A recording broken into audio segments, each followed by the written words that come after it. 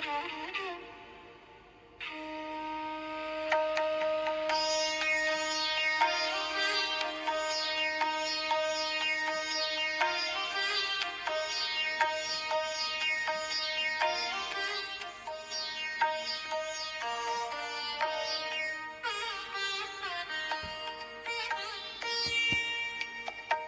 આપણે એક એવી ડાયરીના પાના ઉથલાવાના છીએ જે એક સાધકના જીવનભરની આધ્યાત્મિક સફરને સાચવીને બેઠી છે.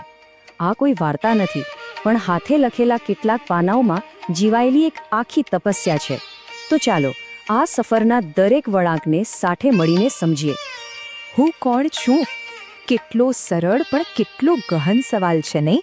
આપણામાંથી મોટાભાગના લોકોએ ક્યારેક ને ક્યારેક તો પોતાની જાતને આ સવાલ પૂછ્યો જ હશે. અને જુઓ, આ એક જ સવાલ આ આખી આધ્યાત્મિક ખોજનો પાયો છે. પણ વાત અહીં જ નથી અટકતી. હું કોણ છું એની સાથે બીજા બે ખૂબ જ મહત્વના સવાલો પણ જોડાયેલા છે. હું શા માટે જીવું છું અને હું શું કરી રહ્યો છું? બસ આ 3 સવાલોથી જ એ હસ્તલિખિત ડાયરીની શરૂઆત થાય છે, જે આપણને એક અસાધારણ યાત્રા પર લઈ જવાની છે. તો આ સવાલોના જવાબ શોધવાની યાત્રા ક્યાંથી શરૂ થઈ? એ શરૂ થઈ એક ગુરુના માર્ગદર્શન હેઠળ. આ હતો આખી સફરનો પહેલો તબક્કો, એકદમ પાયાનો, શિસ્ત અને સંપૂર્ણ સમર્પણનો. 37 વર્ષ, વિચારો તો ખરા, 1-2 વર્ષની વાત નથી. લગભગ 4 દાયકાઓ સુધી એક જ લક્ષ્ય પાછળ સમર્પિત રહેવું. આ આંકડો પોતે જ એ સાધકની અતૂટ શ્રદ્ધા અને એમની તપસ્યાની સાબિતી આપે છે. પણ આ સાધના એટલે ખરેખર શું? શું ખાલી પૂજાપાઠ? ના, સાધના એટલે પોતાના આધ્યાત્મિક ધ્યેય સુધી પહોંચવા માટે કરેલો શિસ્તબદ્ધ અભ્યાસ. બરાબર એ જ રીતે જેમ કોઈ ખેલાડી રોજ પ્રેક્ટિસ કરે છે, એમ એક સાધક સતત પોતાની જાત પર કામ કરે છે. ગુરુએ શું કહ્યું હતું? એમણે બસ એક જ સૂત્ર આપ્યું હતું: એકાકી, નિસ્પૃહ, શાંત. એનો અર્થ બહુ સીધો છે. એકાંતમાં રહો, કોઈ પણ જાતની ઈચ્છા વગર અને એકદમ શાંતિથી. બસ આ એક વાક્ય જ એમના જીવનનો ધ્રુવતારો બની ગયો. પણ સાચું કહું તો આ રસ્તા પર ચાલવું જરાય સહેલું નહોતું. એમણે મંદિર, આશ્રમ, એવી બધી દુનિયાવી વસ્તુઓથી પોતાને દૂર કરી દીધા અને બસ પોતાની અંદરની દુનિયામાં જ ડૂબી ગયા. તેમ છતાં અંદર બેઠેલો અહંકાર અને બીજી બધી લાગણીઓ એ સતત એમને પડકાર આપતા જ રહ્યા. અને પછી આખી વાર્તામાં એક એવો વળાંક આવ્યો જેણે બધું જ બદલી નાખ્યું. જે માર્ગદર્શકના સહારે આખી યાત્રા ચાલી રહી હતી, એ ગુરુએ પોતાનો દેહ છોડી દીધો. ગુરુનું જવું એ ફક્ત કોઈ વ્યક્તિનું જવું નહોતું. એ તો જાણે કે સાધક માટે એમની આખી દુનિયા જ પડી ભાંગી હોય એવું હતું. મહાસમાધિ એટલે જ્યારે કોઈ યોગી પોતાની ઈચ્છાથી શરીરનો ત્યાગ કરે. આ ઘટનાએ એમના અંદરના અને બહારના બંને વિશ્વને હચમચાવી દીધા અને એમની યાત્રા એક નવા, વધુ મુશ્કેલ રસ્તા પર આવીને ઊભી રહી ગઈ. જરા આ હસ્તલિખિત પાના પર નજર નાખો. અહીં ફક્ત શબ્દો નથી, અહીં તો જાણે પીડા અને સંઘર્ષની ચીસો સંભળાય છે. આ લખાણની જે સચ્ચાઈ છે ને, એ જ એ સમયની ગંભીરતા અને વેદનાને આપણી સામે જીવંત કરી દે છે. ચાલો એક ક્ષણ માટે આ તફાવતને સમજીએ. ગુરુની હાજરીમાં અને એમના ગયા પછીની સ્થિતિમાં જમીન આસમાનનો ફરક હતો.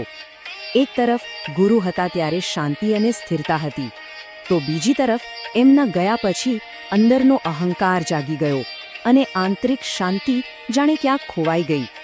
સાધનાનો આખો રસ્તો જ અંધકારમય લાગવા માંડ્યો. પણ એક સાચો સાધક ક્યારે હાર નથી માનતો. આ બધા પડકારોનો સામનો કરવા માટે એમણે એકાંતનો માર્ગ પસંદ કર્યો. આ સમય હતો આત્મમંથનનો, એક એવી કસોટીનો જ્યાં યુદ્ધ બીજા કોઈ સાથે નહીં પણ પોતાની જાત સાથે જ લડવાનું હતું.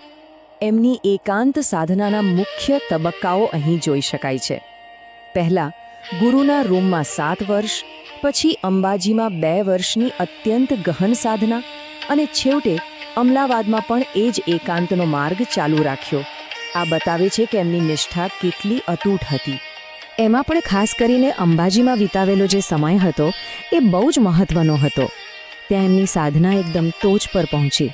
બહારની દુનિયા સાથેનો સંબંધ જાણે કે સંપૂર્ણપણે કાપી નાખ્યો હોય અને બસ પોતાની અંદરની યાત્રામાં જ ખોવાયેલા હતા. પણ આ એકાંતની યાત્રા કાયમ માટે નહોતી.